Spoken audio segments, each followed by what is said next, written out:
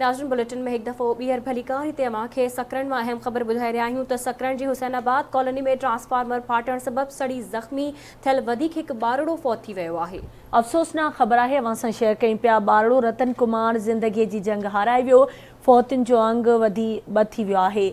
सकरन जी Hussainabad colony में transformer फाटण सबब सड़ी ज़ख़्मी थियल हिकु ॿारड़ो फौत थी वियो आहे। ॿारड़ो रतन कुमार ज़िंदगीअ जी जंग हाराए वियो, जंहिंखां पोइ फौतियुनि जो अंग ॿ थी वियो आहे।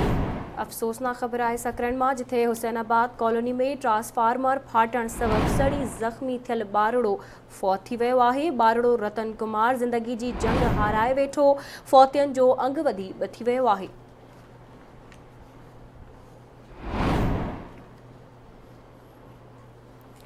एक भेरो ॿीहर अव्हांखे आगाह कयूं पिया। सकरन जे हुसैनाबाद कॉलोनी में ट्रांसफार्मर फाटण सबब सड़ी ज़ख़्मी थियल हिकु ॿारड़ो फौत थी वियो आहे। इन ई हवाले सां वधीक तफ़सील मालूम कंदासीं। आवाज़ टीवी जे रिपोर्टर ग़ुलाम क़ादिर चांडियो असां सां लाइन ते मौजूद आहे। जी ग़ुलाम क़ादिर, वधीक अपडेट कंदा।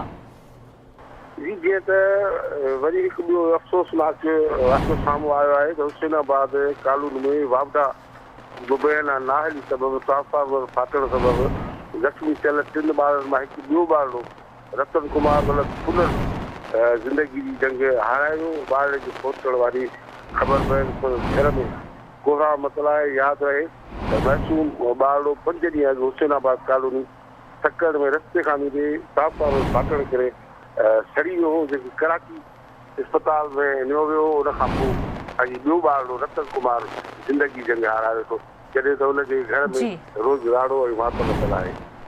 ठीक है, मुझे मेहरबानी ग़ुलाम क़ादिर अपडेट करण।